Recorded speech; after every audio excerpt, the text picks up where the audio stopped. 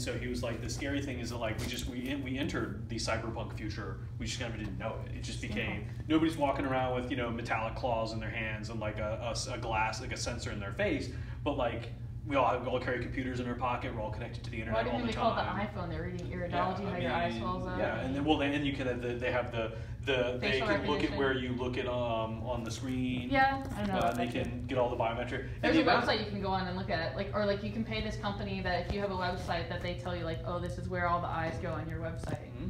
No, because they want to know what parts of the website are boring, what parts of it are not boring. Which on the one hand is great because you can design a website that makes people want to pay attention to it. But then it's kind of manipulative, right? They're totally using it against you to sell you products and to put ideas in your head And it's one of those things where if you feed people a diet of advertising, then they will feel conditioned to buy stuff that they don't need. You're familiar with Edward Bernays. About what? Edward Bernays? No? He's Sigmund Freud's brother-in-law.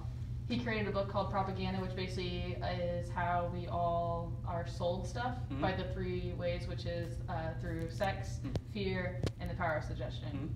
Those are the 3 things I use against us. When I went to go register for our baby registry for the baby shower we're having with my wife, we go to Babies R Us, I think, and they give you the little gun and you go scan everything, and all of everything marketed to parents is fear-based.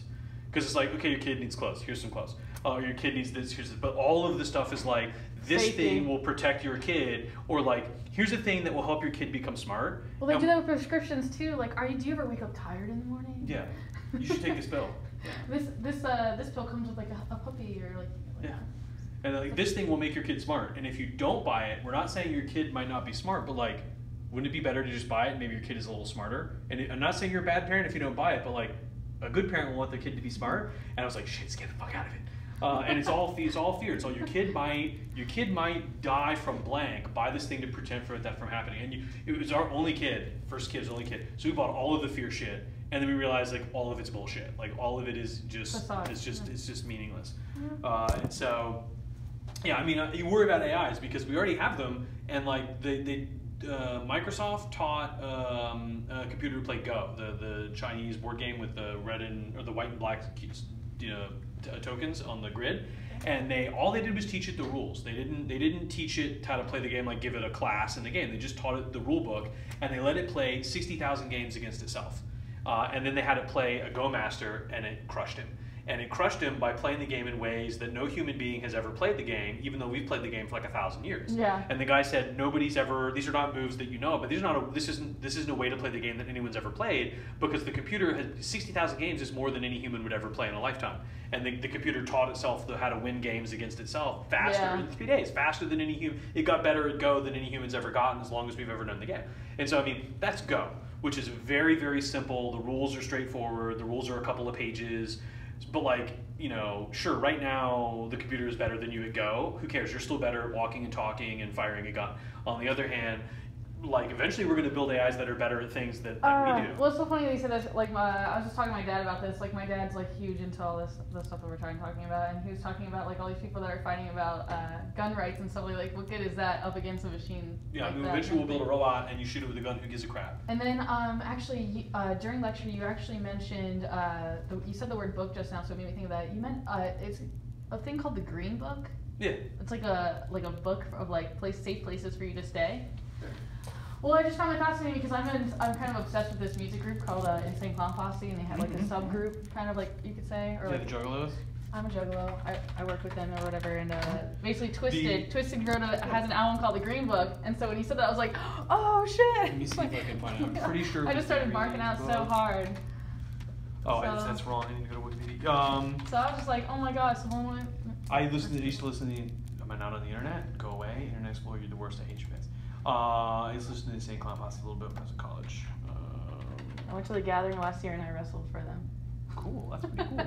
It honestly, no group of people ever gets worse press ever than the Juggalos. I know. It's just a bunch of people that like the Insane Clown Posse. I marched with them in Washington, bro. Really? Good. Yeah. Because they don't. We're still gang members. Yeah. Of all the people in America that are not gang members, like, are there people in the Juggalos who are gang members? I'm sure there probably are, but are all of them? I'm pretty sure all of them are just people that like the Insane Clown Posse, for God's sakes.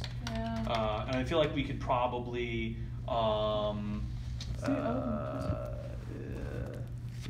Yeah. Okay, so. I just thought that was super cool. because there's also this, like I'm sure you've heard of Grateful Dead. They have a huge following called Rainbow Family. And if you join Rainbow Family, like you get this handbook, and it's people, basically like it's people that like drop all their material things and they join Rainbow Family, and like you get this book, and in the book has all the places you can stay, and some places allow pets, and you can shower. It has like all the rules. That's cool. That's really cool. That's basically like the Green Book. Yeah, and the NAACP put it together and they published it. It was who did it? Victor Hugo Green, because that's why it's called the Green Book. And he basically did a telephone directory, and he would call people and say, hey, you have a B&B and you're black, and would you like, is it cool if I put your name in here? And if you're like, hell yeah, because black people from up north traveling through would stay at my place. Black safe. Like a Yellow Pages. Yeah. Because I mean. But it's everything. It wasn't just hotels. No, hotels, food, laundry, whatever. That's amazing. And so he wanted people to buy a car. George Schuyler said all Negroes who can purchase automobiles should do it as soon as possible, so you don't have to use public transportation. The black guy's like, sit in the back of the bus. You're like, fuck you, I'll get my car. Okay, I do have one more trick question. Sure. Okay, so in class you mentioned in 1960 this ends. I want to be a dick, I'm sorry. No, I have to, like, how does it end? Because I feel like it's still, I would say because a lot of this becomes illegal in 1964. Like hate crimes kind of thing? Like segregation. Like the Civil Rights Act of 1964 makes most of this. How come it doesn't count for men versus women then? Because it does. The 1964 Civil Rights Act makes it's Title 5, I think, makes public accommodations. If you offer public accommodations, you have to offer them to everyone regardless of race. One Southern senator derailed it by adding Title IX, which made the 1964 Civil Rights Act apply to women. And he thought that'll tank it because all those men aren't going to. And actually, everybody was like, you know what? Sure, why not? So you're saying that they shifted from basically African American, they shifted all this shit to women? The guy like that suddenly just women couldn't vote. The guy added Title IX, making the 1964 Civil Rights Act cover women and black people, and he figured that will make people vote against it, right? I mean, the people who would be willing to vote to end segregation, they won't vote to help women because they're sexist. He was like some Southern senator from Alabama or some shit, and he thought that would torpedo the whole thing, and actually it passed. And so technically Title IX of the 1964 Civil Rights Act makes discrimination against black people and women equally illegal.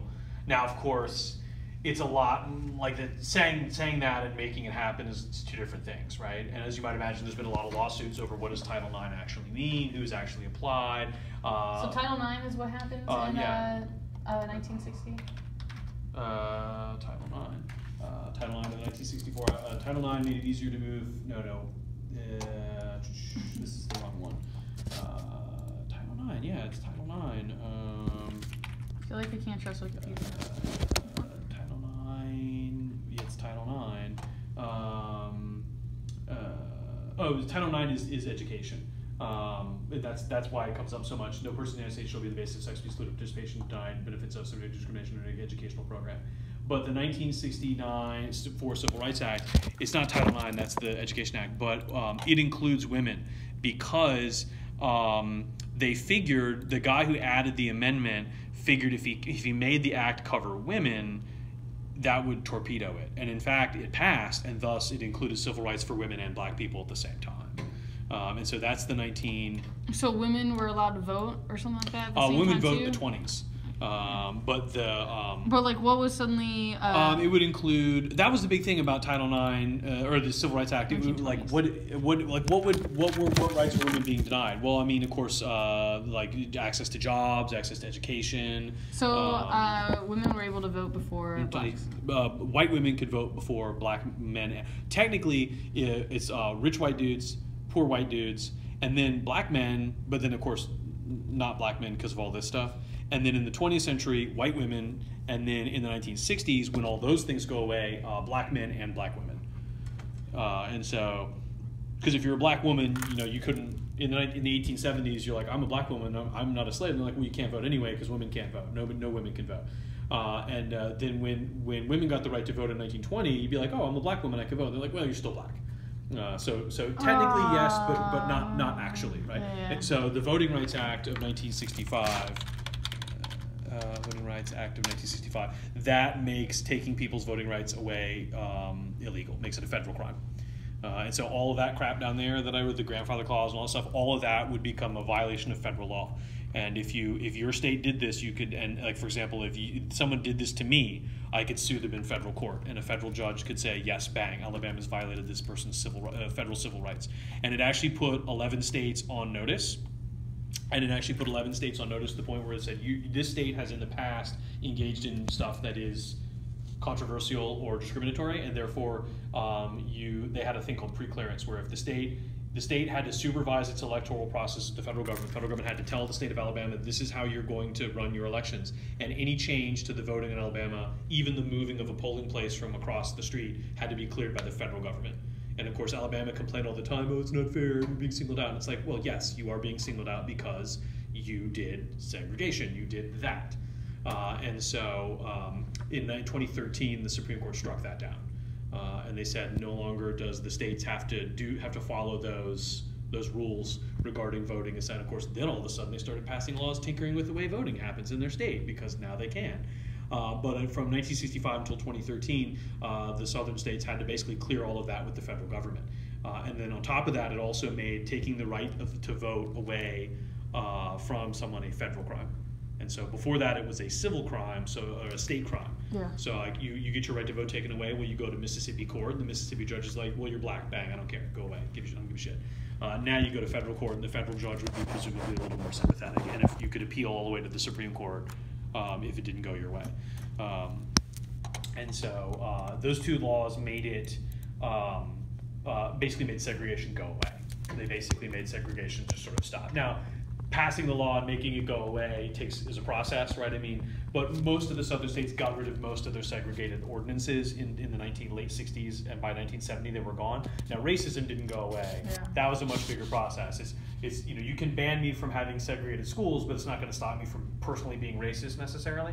But I think, on the other hand, Obama went on a podcast and he was talking to the guy, and he said, on the one hand, it's not to say that there aren't still racists, but when I was a kid, he grew up in the 60s, right? And he said, when I was a kid, like, there was a lot of racism and there was actual segregation. And he said, if you look at today, there's certainly still racism, but on the other hand, like, he got elected president, and he said, look how it was. If someone said the N-word, if a congressman went on TV and said the N-word, that would be the end of his career. I mean, that would be it. He would be forced to resign. And like in the 60s, that just happened all the time. Like, it was just what people said. It was no big deal.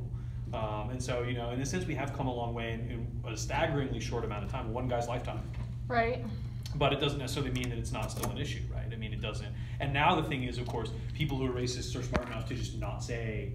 You just don't say it, obviously. Well, I would just request, like, how many years does it have to be until this is not like this anymore? I mean, I'm not expecting, like, for us to just forget our history, but at the same time, like, when can we heal, or how long? It's a tough call, because on the one hand, there's this argument, as long as we sort of beat this horse with a stick, we're never gonna get over it. But on the other hand, if you talk to black people who still get discriminated against, and it's just like, are you supposed to just shrug and be like, hey, get over it, bro?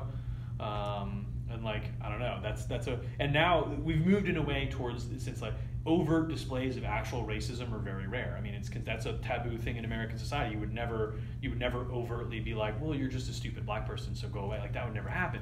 On the other hand, now it's sort of like what they call institutional racism, where it's like colleges just let in fewer black students, or they discriminate against, they did a whole experiment where they took a bunch of resumes and they printed 2 copies, one with a bunch of stereotypically white names and one with a bunch of stereotypically black names, and they sent them all out, and the resumes with like black names got like a third less callbacks. And so nobody's actively being racist. On the other hand, like a hiring manager looks at the 2 resumes, and one is Jamal and one is Michael, and he calls Michael and ignores Jamal.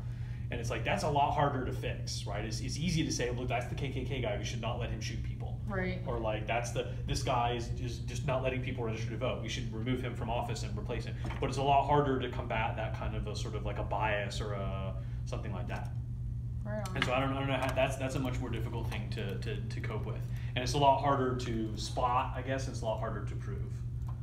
But on the other hand, that was Obama's point, I think, when he was talking to Mark Maron, is it's always easy to be pessimistic about it, but like, he's like, look, a bunch of people voted for a black guy, and like in the 60s, that would have been literally unthinkable for a black guy to even run. And he's like, and as bad as the Republicans didn't like Obama, overt displays of actual racism were generally considered to be something that were just not, people didn't, just don't do that.